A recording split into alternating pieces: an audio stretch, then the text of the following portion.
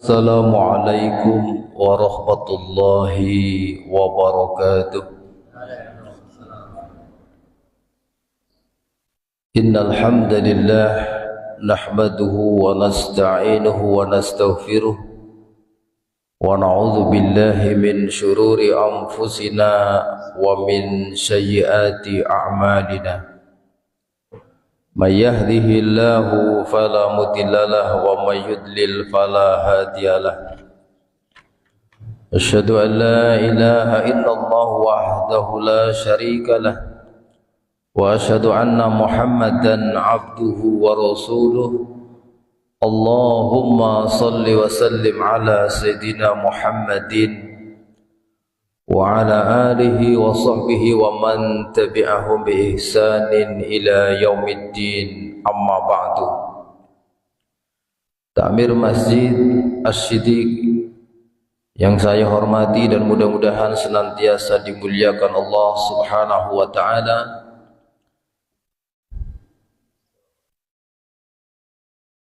yang saya hormati tokoh agama, alim ulama, ustaz dan ustazah yang mudah-mudahan senantiasa dimuliakan Allah Subhanahu wa ta'ala.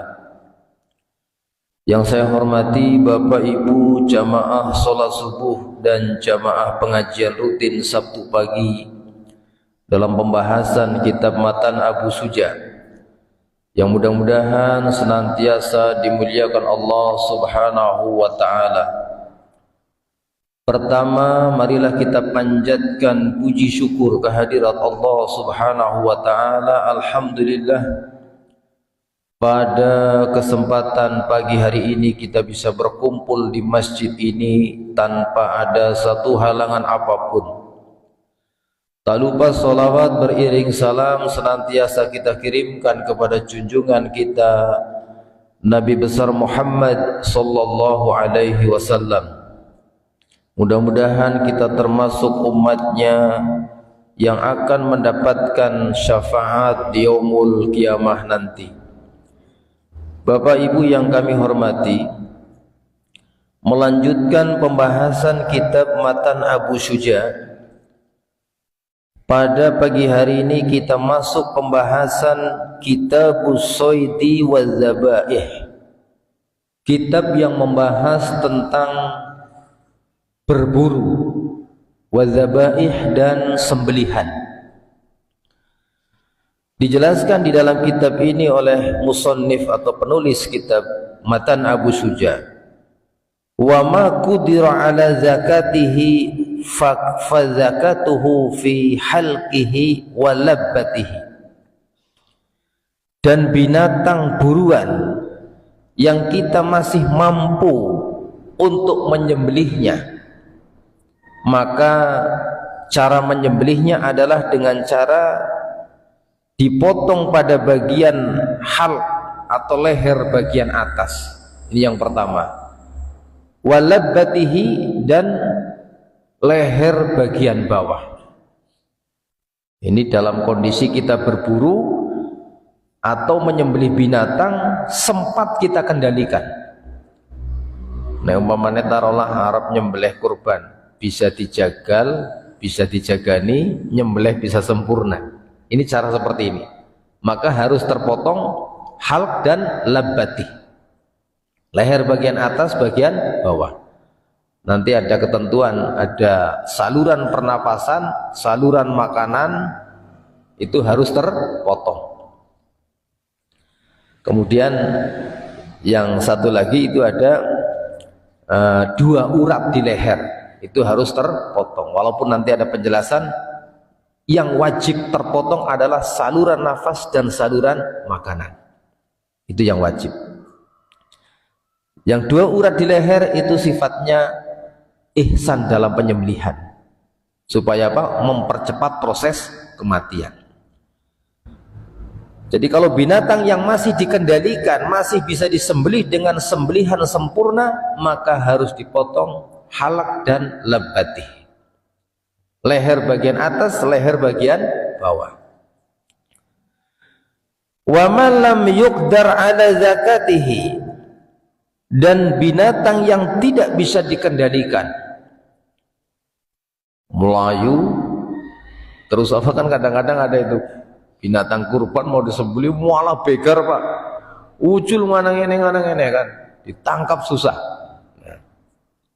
Maka dalam keadaan binatang tidak bisa dikendalikan, fadzakatuhu aqruhu haitsu qudira alaihi, maka cara penyembelihannya adalah dengan cara melukai mana yang kira-kira mampu untuk kita lukai. Satu contoh, ada binatang mau disembelih, wah begar melayu mana ngengel Pak, daripada bahaya melebung supermarket, mau nabrak-nabrak mall dan lain sebagainya. Udah, yang penting melukai salah satu daripada anggota tubuh binatang tadi.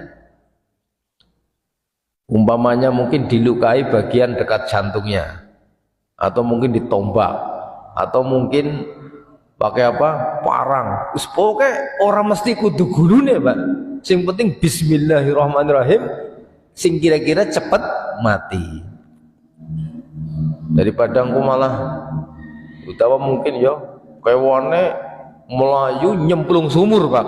Wah itu repot banget kan. Umpamane dadak dikerek mengduwur terus beker disembelih nang dhuwur, wah bisa jadi tekan dhuwur wis mati Pak. Nah, maka bisa dengan cara mungkin nipokna bendo ya, bismillahirrahmanirrahim, bendone tipokna jeleb bae kowe.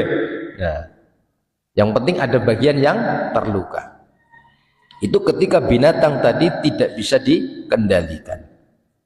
Tapi kejadian yang seperti ini kan satu dua ya, sedikit. Tapi nek orang ngerti ilmunya bingung juga Pak, bingung juga, wah kepriwe iki, akhirnya tekan repot-repot ngunggahna sapi kan sumur, ngunggahna mung dhuwur kowe. Lah begitu tekan dhuwur wis renga-rengo sapine wis mati. Lah ora kepangan maningan eman-eman. Jadi dengan cara yang penting melukai mana yang kira-kira kita mampu melakukannya. Wa kamalu zakati, dan sempurnanya sembelihan itu arba'atu asya, ada 4 perkara. Dianggap sembelihan itu sempurna dengan adanya 4 perkara. Yang pertama, qat'ul khulqum, terpotong bagian khulqumnya.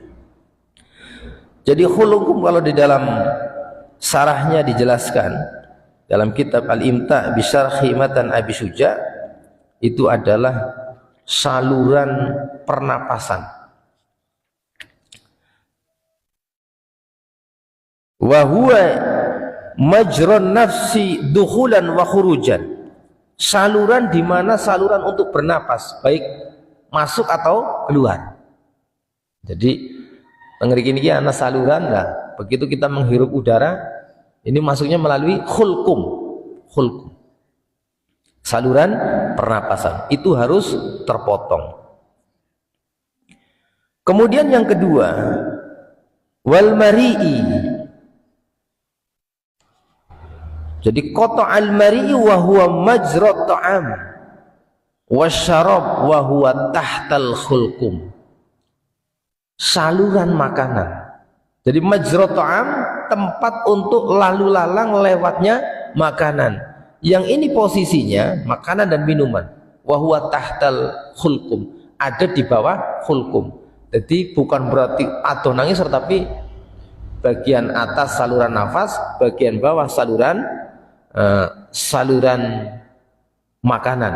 Tapi bukan berarti atas bawah sini, bukan, maksudnya mungkin semakin lebih dalam.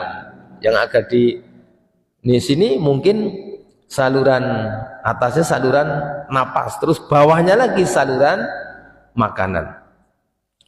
Kemudian yang kemudian selanjutnya yang harus terpotong adalah wal wadajaini.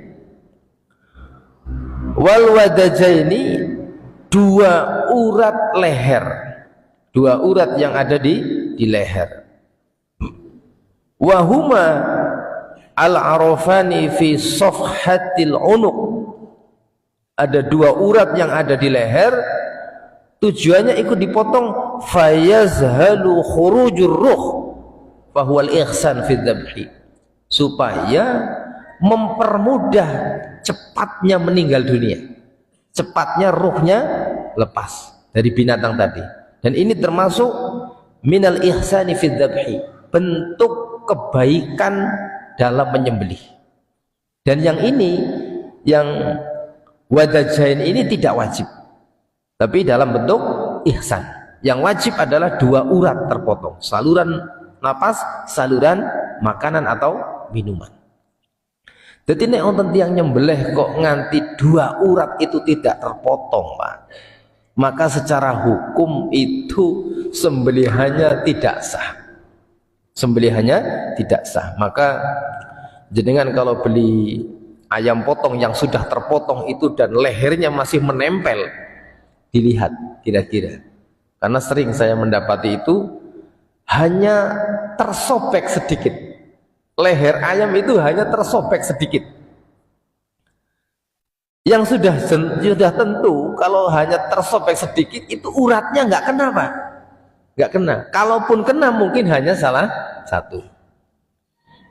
Saya pernah membeli ayam potong itu, saya lihat itu hanya dicik. Ininya hanya sedikit saja lehernya. Tak, cemplung ember, Pak. Set, cemplung ember. Set, cemplung ember. Hanya sedikit. Mungkin supaya tidak lepas palanya mungkin gitu ya. Kelepek, ditutup itu nang ember. Begitu wis orang anak suarane berarti pada mati kan. Dibuka terus dimasukkan air panas. Maka termasuk sekarang ini penyembelihan ayam potong itu seyogyanya sudah memiliki sertifikat halal. Dan syarat pemotongan hewan yang memiliki sertifikat halal harus ada juru sembelih yang sudah memiliki sertifikat juleha, juru sembelih halal. Beberapa kali ada pelatihan, pernah ada pelatihan juleha di Mumtazah, pondok pesantren Mumtazah, pernah. Terus ada lagi, nah, kalau yang di Mumtazah kan dekat ya, tapi beberapa waktu yang lalu itu banyak tapi di sana ada di Jogja, ada di Semarang, jauh-jauh, Pak. Tapi kalau pemotongan hewan yang menginginkan mendapatkan sertifikat itu, maka harus ada juru sembelih yang diikutkan pelatihan supaya mendapatkan sertifikat halal. Menjadi syarat penyembelihan pemotongan hewan tadi mendapatkan sertifikat halal dari MUI. MUI prosesnya melalui Kementerian Agama. Pengeluar fatwa itu nanti Majelis Ulama Indonesia. Jadi nek mau srik tok, itu bahaya, Pak. Lawan yang orang ngerti gila. Maka sebelum terjadi sebaiknya berhati-hati, karena efek daripada makanan yang kita makan ternyata tidak halal, itu bisa membahayakan. Diantaranya doanya tidak diijabah oleh Allah Subhanahu wa Ta'ala. Kullu lahmin ambatahu sukhti fannaru aulabi. Setiap daging yang tumbuh dari makanan yang haram, yang tidak halal, maka neraka yang lebih berhak atasnya. Lah kan bahaya. Mengerti orang tuku tok tapi jebulannya pitik boleh nyembelih orang bener. Paling aman, Pak, paling aman. Paling aman. Jenengan tumbas pitik urip sembelih dewek. Nah, niku paling aman. Maka pengalaman nalika kula niku merantau teng Malaysia ini, teman-teman tenaga kerja dari Bangladesh itu kalau beli ayam yang sudah dipotong di ini nggak mau, karena di Malaysia banyak orang Cina marah boxing nyembelih nuduh wong Islam. Senengnya itu beli ayam masih hidup. Kan kadang-kadang ada pedagang ayam keliling, ayam jeblukan itu, Pak. Ayam jeblukan itu ayam petelur yang sudah tidak bertelur lagi. Itu senangnya beli ayam yang hidup dia potong sendiri. Nah, ini biar halal, biar halal. Jadi bilangnya begitu. Ini biar halal, Mia, biar halal. Nah, karena nggak percaya dengan sembelihan-sembelihan yang lain. Tapi nek kelasnya kayak pengenyohan demek kok iso kunang pasar ora apa-apa. Pikirannya nyong lah insyaallah Melayu sing nyembelih Melayu gitu kan. Padahal wallahu alam. Wallahu alam. Atau begini, membeli ayam di pemotongan ayam, Pak ngapunten Pak, kula tak nyembelih ki Mbak. Li mesti uli. Kula tak motong ki Mbak nggih. Nah, potong sendiri. Nanti sana yang mencabut bulu dan ngedel-ngedel, nyajak-nyajak. Nah, kita udah tenang, hati kita tenang. Jadi harus terpotong dua saluran napas, satu saluran makanan, itu minimal. Kalau ingin ihsan, dua urat leher terpotong. Kemudian selanjutnya dijelaskan di dalam kitab ini ada faidah. Qata'al khulqum wal mari'u wajibun. Terpotongnya saluran pernapasan dan saluran makanan atau minuman itu hukumnya wajib. Amma qata'al wajadaini fayastahabbu.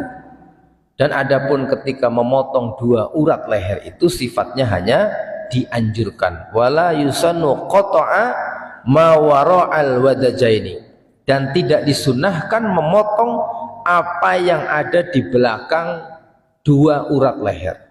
Artinya kalau sudah terpotong dua urat terus tambah lagi saluran napas, saluran ini tidak dianjurkan untuk memotong terus tekan buri. Kadang-kadang kan begitu, wah akhirnya. Karena mungkin kadang kita ragu, Pak. Nah, walaupun kok ternyata kadang-kadang nek ayam potong amoh, Pak, tugel, Pak. Saya pernah motong ayam itu langsung potol, Pak. Wong pesone kelan depan ayamnya sing kamoan. Tes ucul lepas. Akhirnya kepalanya ubah dewek, badannya ubah dewek. Masya Allah. Secara hukum halal, tapi tidak dianjurkan ketika sudah terpotong bagian depan ini, bagian belakang nggak usah. Yang penting sudah diyakinkan saluran napas, khulqum dan mari sudah terpotong. Karena sing sering niku ayam potong niku karena saking amoy Pak, tes ngerti ujul kata niku Pak, lepas. Tapi daripada hanya tersobek sedikit dua saluran napas, saluran makanan tidak terpotong, itu malah nggak sah. Tapi nek tugel sekalian sah. Kata niku. Jadi kehati-hatian kalau panjenengan dipastikan diteleng. Oh ya wis ujul nah baru dilepaskan. Lalu bagaimana kalau menyembelih kok sampai 2 kali? Ini kadang terjadi di tengah masyarakat, nyembelih sapi korban orang mati-mati bingung. Orang kena disembelih ping pindho. Akhirnya kan gue belet, Bang. Lah ya belet pada bukan lah. Biasanya pernah lihat kejadian seperti itu. Kenapa pernah dengar? Kadang atau niku, Pak. Padahal sebenarnya dijelaskan dalam kitab Al-Bajuri. Kitab Al-Bajuri ini termasuk kitab fikih madhab Syafi'i. Pada jilid yang kedua ada keterangan. Amma idza wujidatil hayatul mustaqirrah. Kalau masih hidup, yakin kita masih hidup ini. Bisa sembelih iki wis kadung dilepas nih pisaunya. Walaupun nanti dalam hal ini ada khilaf di kalangan para ulama. Kalau sudah lepas, dianggapnya sudah tidak boleh diulangi lagi. Dalam kitab Al-Bajuri, fa idza wujidatil hayatul mustaqirrah. Masih kelepek-kelepek, urung mati. Ya kan? Maka dijelaskan dalam kitab ini ngindad daf'atis saniyah. Masih ada tanda kehidupan kewane asyurib ketika menyembelih yang kedua kalinya. Fayakhillu khina idzin, maka ketika itu halal. Yang penting jeda waktunya tidak terlalu lama. Jadi wonten keterangan sana dipunjelasaken jeda waktunya tidak terlalu lama. Lah nek jeda waktunya terlalu lama, ada ulama yang menganggapnya itu tidak halal sembelihannya. Momennya jangan nyembelih sapi ya. Ditungguni setengah jam orang mati-mati kayak Pak. Loh, wah iki mati-mati. Dipindhoni maning, Pak. Ini waktunya terlalu lama. Maka ketika mungkin taruhlah sembelih nih. Ternyata kok ada yang belum terpotong. Tapi diyakinkan binatang tadi masih hidup. Hayatul mustaqirrah, masih hidup. Penyembelihan yang kedua selama binatang tadi masih hidup boleh. Tapi demi kehati-hatian sebaiknya jangan dilepaskan dulu pisau ini sebelum binatang tadi dipastikan betul penyembelihannya. Maka tetap begitu wis jelas-jelas ini baru dilepaskan. Kemudian selanjutnya dalam kitab ini dijelaskan, yusannu ayyakuna nahrul ba'ir qa'iman ma'kulatun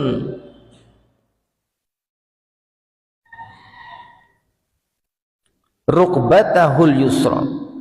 Disunahkan ketika kita menyembelih unta itu dengan cara berdiri.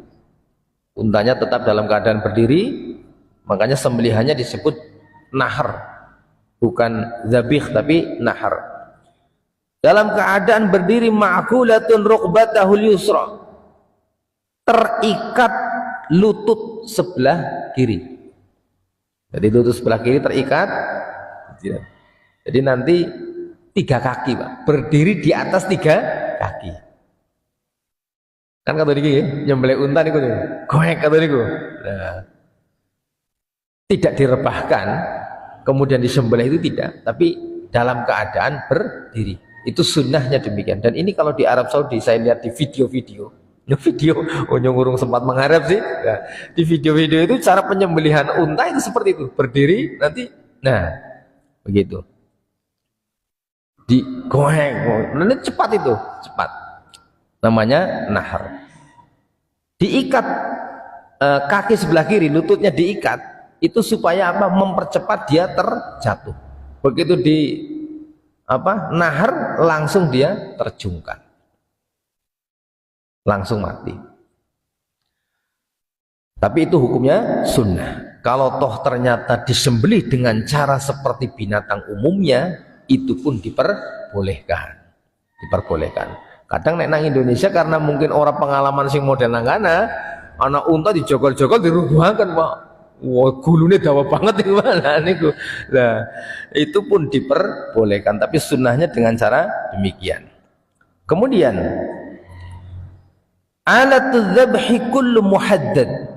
Alat untuk menyembelih itu dengan semua alat yang tajam, kecuali kuku dan gigi. Jadi nek nyembelih karo gigi nggak boleh, karena gigi termasuk tulang. Atau dengan kukunya landep, nggak boleh. Semua yang tajam apapun. Maka dijelaskan dalam kitab ini, yahruju walau zujaj au khasaba, yang bisa yajruhu, yang tajam walaupun itu zujaj, kaca. Ternyata jenengan weruh anak pitik ketabrak motor, kelepek-kelepek, Pak. Wah, iki bahaya, mana-mana orang kepangan mana-mana iki. Jenengan gelet peso wong jenengan nang dalan, ngel, ternyata ada pecahan kaca. Ambil itu untuk menyembelih, halal. Yang penting apapun yang tajam kecuali gigi dan kuku. Atau khosaba, dengan kayu yang tajam. Orang-orang dalam zaman dahulu itu alat untuk berburu dan lain sebagainya pakai batu, Pak. Batu diruncingin, batu diasah, dilandepi. Boleh selama itu bukan kuku atau gigi. Wa yusannu sanna safratil alatil ihsani dzabhi, dan disunnahkan dipertajam pada bagian tajamnya pisau atau tajamnya alat untuk menyembelih. Mulane nek arep nyembelih apike diasah disit. Nah, kecuali ada pisau-pisau sembelih yang itu khusus dan memang itu cara mengasahnya tidak semua orang bisa. Biasanya umumnya pisau-pisau sembelih untuk nyembelih korban itu kan ngasahnya itu bukan pakai bungkal, Pak. Ngasahnya pakai amplas, ya. Amplas saja itu amplas yang ukuran paling kecil. Nah, seperti saya beli golok untuk menyembelih, beli sama Ustadz Korib itu kan, itu juga ngasahnya pakai amplas. Itu dikasih tahu iki nek diasah karo kali iki malah tambah ora karu-karuan iki. Jadi pakai amplas. Diasah dulu. Bener-bener landep itu untuk menyembelih. Jadi dengan apapun yang tajam selama itu bukan gigi ataupun kuku.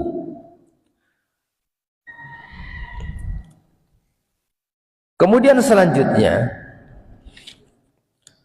as-saidu an tariqi hayawan, berburu dengan menggunakan binatang, bantuan binatang.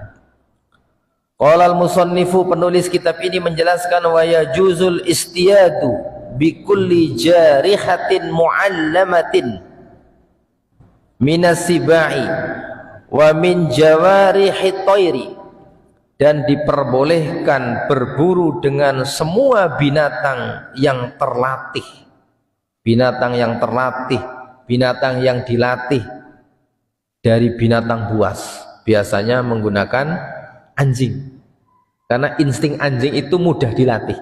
Walaupun sebenarnya dengan binatang buas apapun yang penting bisa dilatih. Momone macan, Pak, jenengan bisa ngelatih macan, dilatih kon buru, wah itu nganti pinter, wah ketone ngungguli guguk, Pak. Tapi nek orang pinter bahaya, malah wonge sing dipangan malah bahaya. Jadi dengan binatang buas apapun, yang penting dia terlatih. Dengan serigala umpamanya, tapi memang umumnya dengan anjing, karena anjing itu ternyata untuk menjadi apa? Jenenge apa ya? Banpol, bantuan polisi, itu saja bisa. Yang penting dilatih.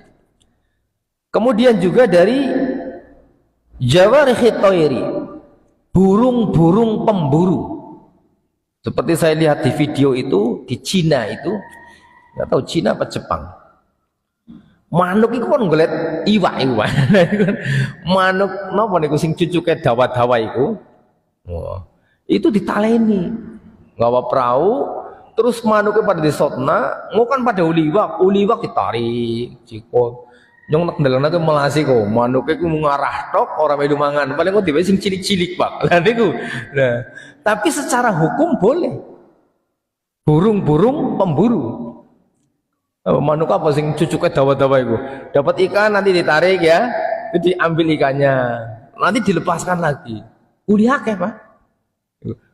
Cuma itu kan boleh ngelatih kan engel juga, Pak, boleh ngelatih engel, dan ini diperbolehkan. Wasyara itu ta'limiha arba'atun, dan syarat binatang buas tadi ataupun burung-buruan tadi itu dianggap terlatih, itu syaratnya ada 4 macam. Yang pertama, antakuna idza arsalat istarsalat. Ini ciri binatang tadi sudah terlatih. Kalau dilepaskan, kejar Pak, mangkat, Pak. Ya, itu berarti sudah terlatih. Tapi nek diperintah kejar, ndek kembali, nah itu belum terlatih ya, belum terlatih. Kalau dilepaskan untuk mengejar buruan, dia mengejar. Aidza amarhu sahibuhu ayyadhhaba dhahaba. Yaitu ketika pemiliknya menyuruhnya untuk pergi mengejar buruannya, pergi dia.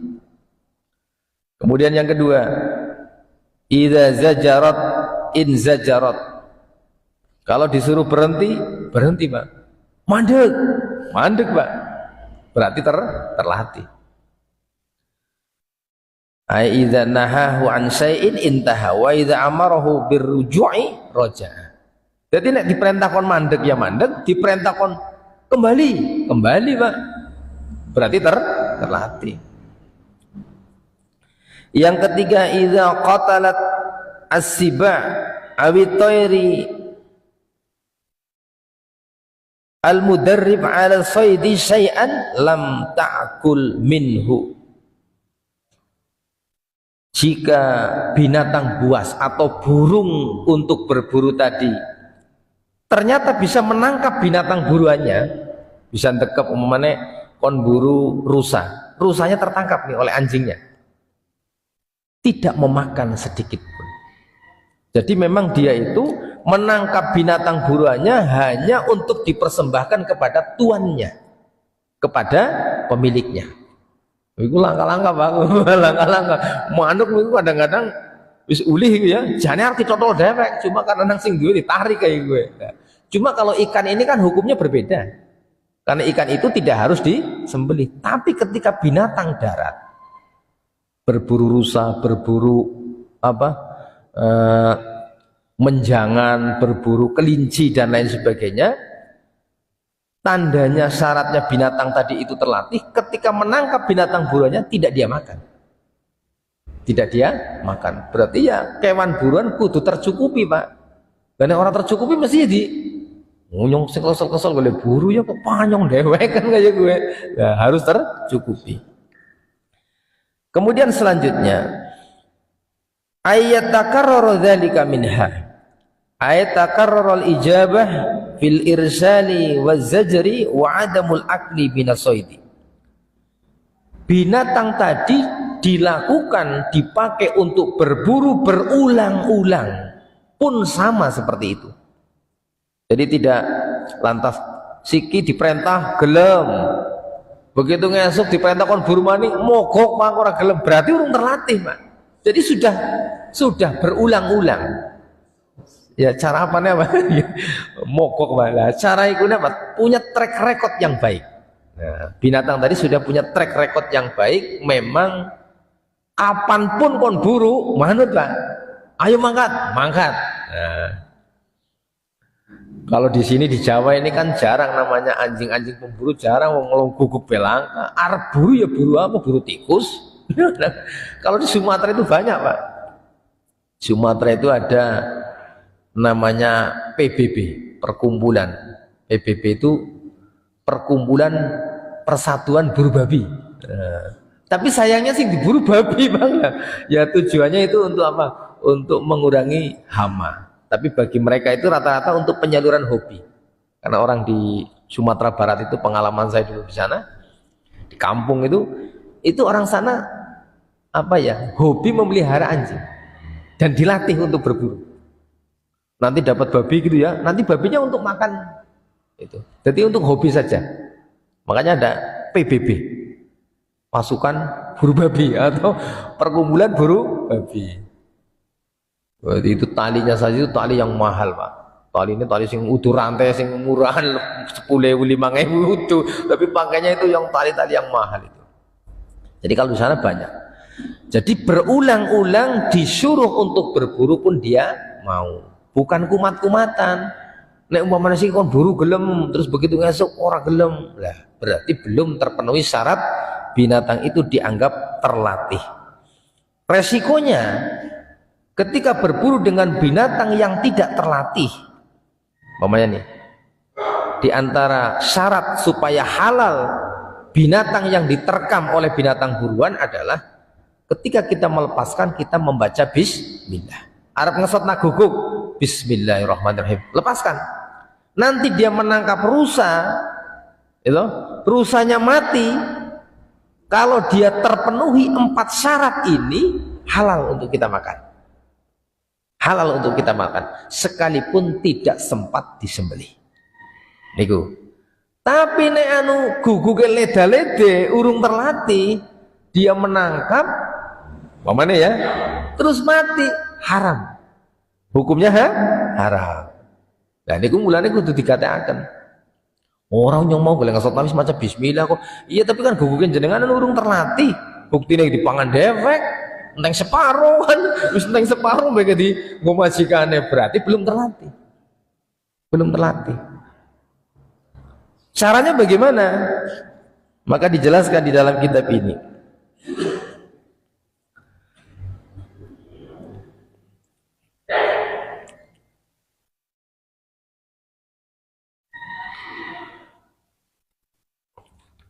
Di mana ini nggak kelihatan ini?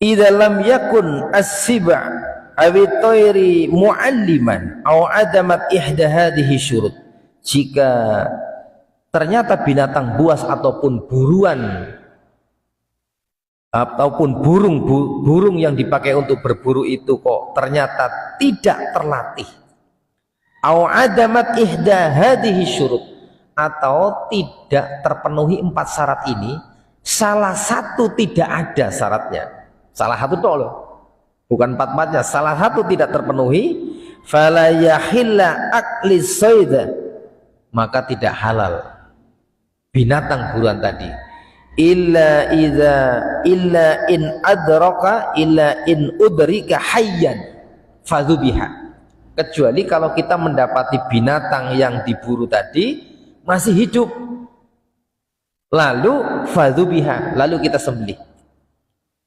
Wa illa fahuwa maitatun, tapi kalau tidak sempat disembelih maka dianggap bangkai.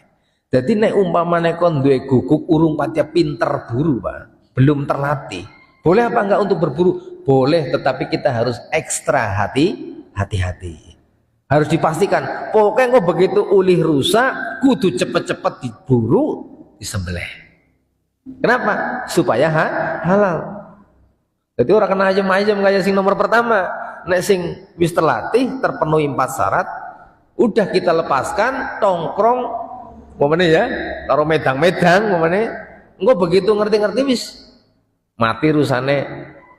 Asalkan kita melepaskan binatang tadi membaca bismillah, halal.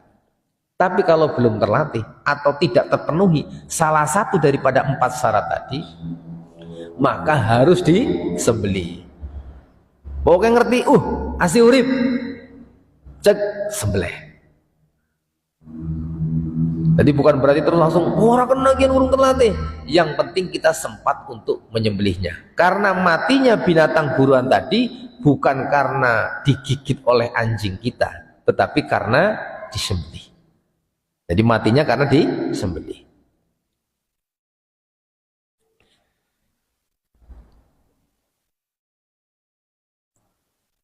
Kemudian selanjutnya dijelaskan di dalam kitab ini syurutuz dzabih, syarat orang yang menyembelih. Sampun suruh nomor tereng belum ya? 7 menit. Ya.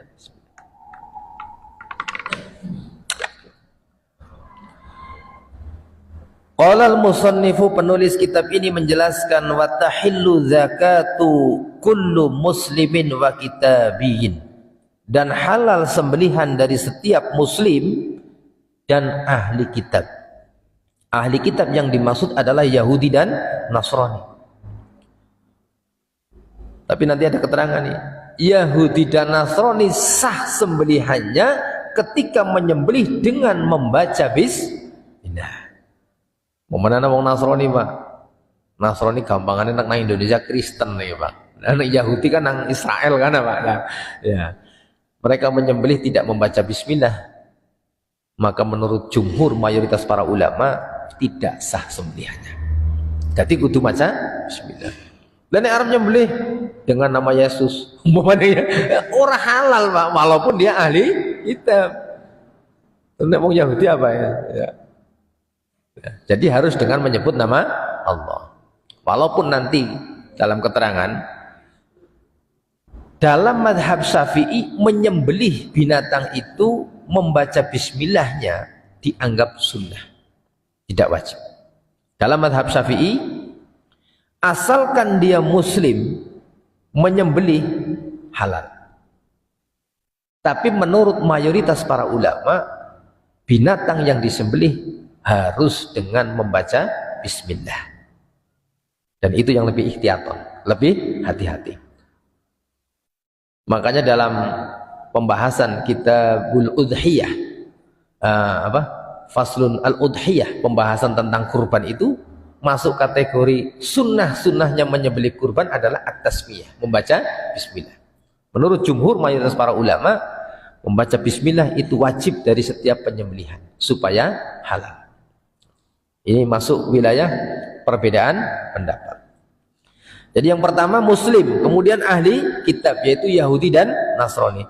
Wala tahillu dzabihatu majusiyun wala saniyun, dan tidak halal sembelihannya orang Majusi. Orang Majusi itu penyembah api, ya, penyembah api. wala saniyun, dan penyembah berhala. Penyembah berhala wis pokoke Hindu, Buddha, Konghucu sembelihannya haram semua. Haram. Lah kan ahli kitab duwe kitab, gue maksudnya ahli kitab itu maksudnya Yahudi karo Nasrani gue.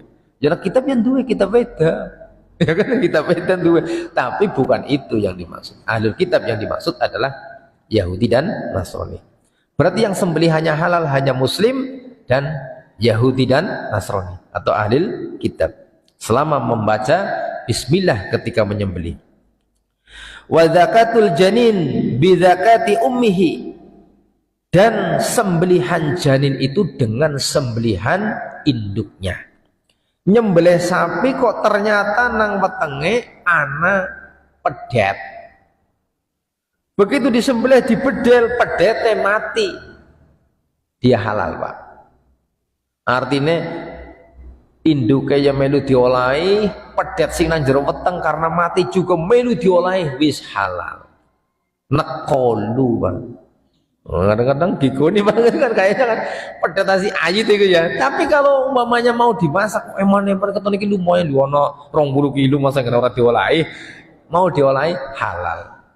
Karena sembelihan janin itu mengikut sembelihan induknya. Illa ayyujadu hayyan fayudzakka, kecuali ketika kita mendapati janin itu masih hidup. Nyembelih sapi anu lagi meteng tua. Nah, sapi pirang bulan Pak meteng emang? Apa 9 bulan?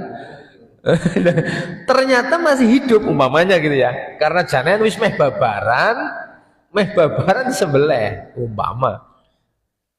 Mungkin sapi lagi meteng tua, mangan damennya disemprot. Nah sekarang saya diceritain sama siapa ya, ikut dari sini ana obat semprot nganu manuk gue, sing ternyata gue pernah gue sapi mangan gue mati Pak. Nah, jadi itu obat untuk burung, tapi ternyata itu keras. Damennya pun gitu ya, damennya dipangan sapi ini. Nah itu ternyata kelepek sakaratul maut, disembelih. Ternyata janinnya masih hidup. Maka dalam keadaan janinnya masih hidup, induknya sudah disembelih, janinnya ikut disembelih biar halal. Nek kira-kira bisa urip ya wis ben ono urip apa-apa. Tapi kira-kira lah ketone kan orang mungkin ya urip ya wis ketone lewat iki sembelih bae. Men bisa kepangan kabeh melu disembelih. Ikut disembelih. Jadi sembelihan induknya maka otomatis janinnya ikut halal, kecuali kalau janin itu masih hidup maka dia disembelih. Wa ma quti'a min hayyin fahuwa mayyitun, dan apa yang terpotong dari bagian tubuh binatang ketika binatang tadi masih hidup maka itu adalah bangkai. Illa syu'urul muntafi'a biha fil maqarisi fil mafarisi wal malabisi, kecuali kalau itu rambut yang bisa dimanfaatkan untuk kasur atau untuk pakaian.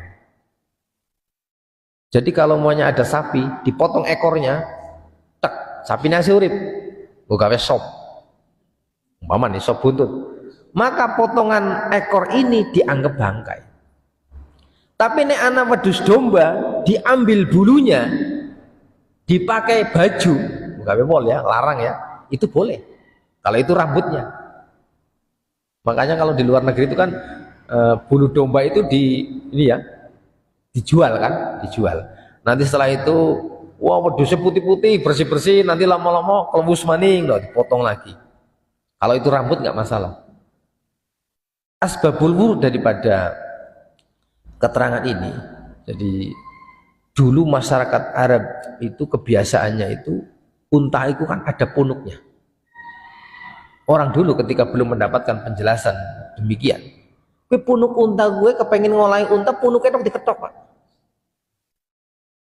Lah gue diolahi Pak. Lah nanti punuk itu akan tumbuh lagi. Lah kemudian Islam melarang demikian. Maka dijelaskan apapun yang terpotong daripada binatang, selama binatang tadi masih hidup maka itu termasuk bangkai. Wih mulai banget ya punuk unta diketok kayak ya. Lah terus mau ditambah ini kok begitu tukul maning diketok maning digoreng maning lah. Ya, nak Indonesia ketemu orang gerakan semangat kayak gue dulu ketemu dulu, insya Allah. Itu kejadian dulu sebelum dijelaskan oleh Rasulullah Sallallahu Alaihi Wasallam. Bapak Ibu yang kami hormati, mungkin ini yang bisa kita pelajari pada pagi hari ini. Barangkali ada masukan atau pertanyaan sebelum saya tutup, monggo mbok pilih wonten. Wonten mboten iki. Insyaallah saged dipun pahami ya. Jelas ya, mudah-mudahan ini tidak begitu melelahkan dibandingkan penjelasan tentang kisos ya. Penjelasan tentang kisos itu agak sedikit melelahkan karena ternyata berbeda dengan kebiasaan yang terjadi di negara ini. Kalau ini insya Allah oke. Ya. Bapak Ibu yang kami hormati, demikian yang kita pelajari pada pagi hari ini. Banyak kesalahan, kami mohon maaf yang sebesar-besarnya. Ilahuna wa ilal liqa fil awqatil akhir insyaallah. Subhanakallah wa bihamdika asyhadu an la ilaha illa anta astaghfiruka wa atubu ilaik. Assalamualaikum warahmatullahi wabarakatuh.